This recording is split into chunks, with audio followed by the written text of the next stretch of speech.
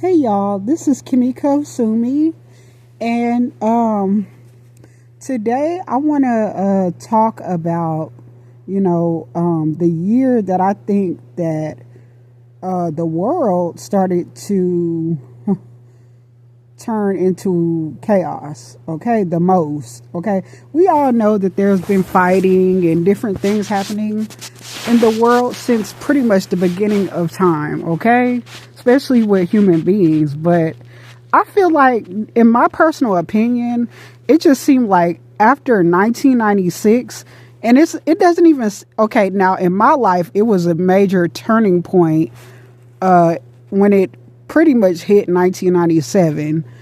For me, when I turned 9 and going into, like 9 years old, I was 9 in 1997 or whatever, going into 1998, and I noticed in 1996 and on down before that, times were just so much more innocent. The music, the pictures, that we would take, you remember that Polaroid camera. I know my mama had one. We had one growing up, and you could automatically get the camera. I mean, you could automatically get the picture out of the Polaroid camera, like just within a minute or two, because it would instantly come out because it was an instant camera, a Polaroid camera.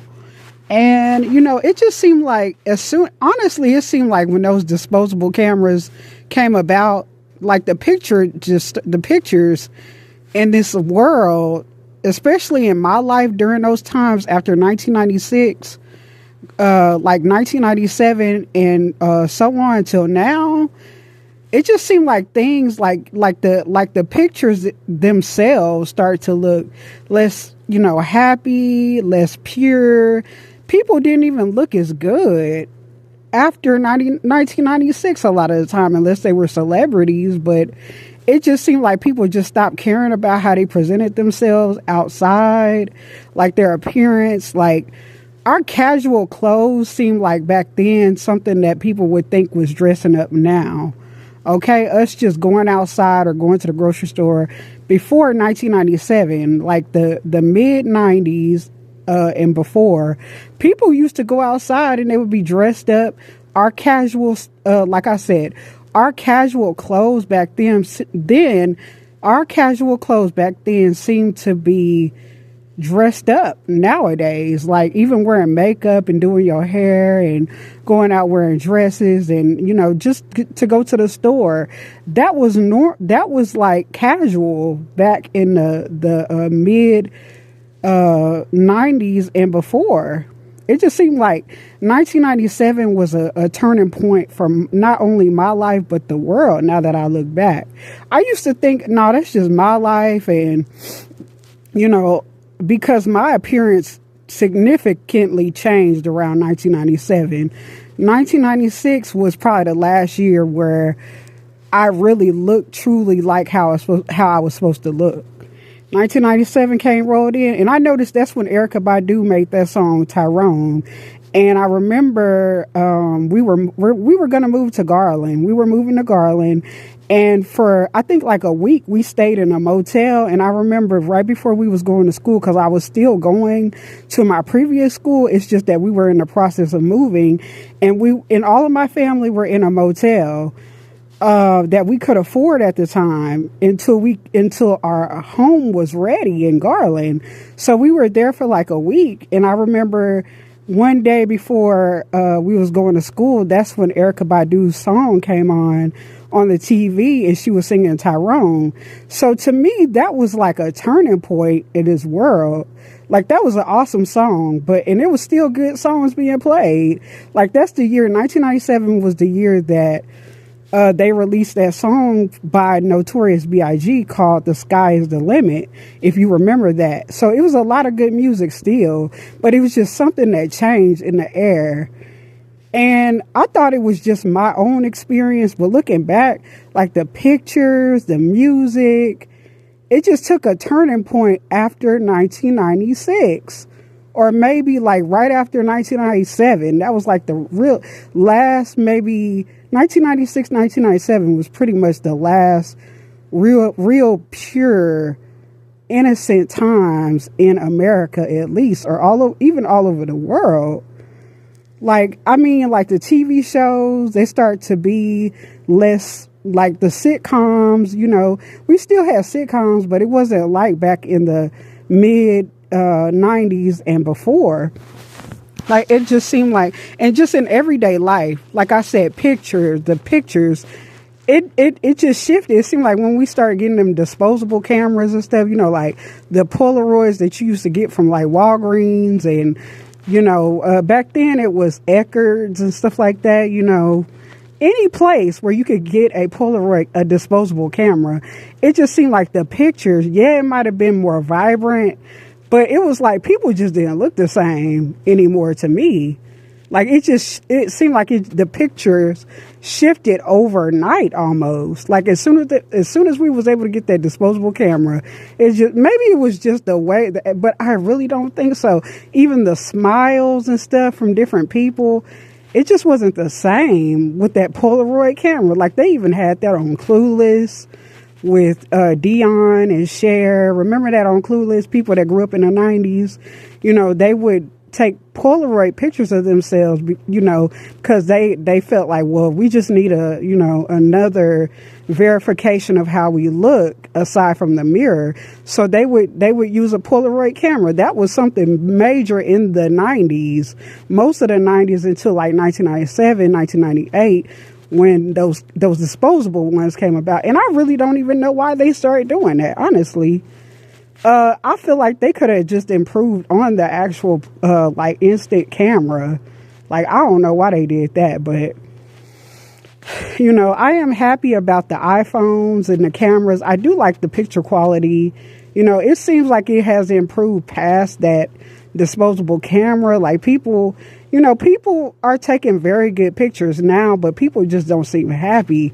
They don't seem like it just doesn't seem like getting that 90s vibe. It wasn't that 90s vibe. It's still not that 90s vibe, even though people take really good pictures online and period. Like people have perfected looks and stuff. Don't get me wrong. Like, makeup is a lot better. It's a lot more cleaner looking and neater and more polished. And people have learned a lot, you know, as far as getting ourselves together, you know, but it's just like the essence is not there. It hasn't been there for like 30 years, especially in America. It's just different. Something different is in the air. It does seem like it's a turning point towards better, to a better era of this world, possibly, because it does seem like people are just getting fed up with all of this superficial, like, just, you know, people don't even really want to go outside anymore. People don't want to go shopping. They're tired of, they're tired of being overworked. Trying to keep up with everybody else that probably don't even have it going on either.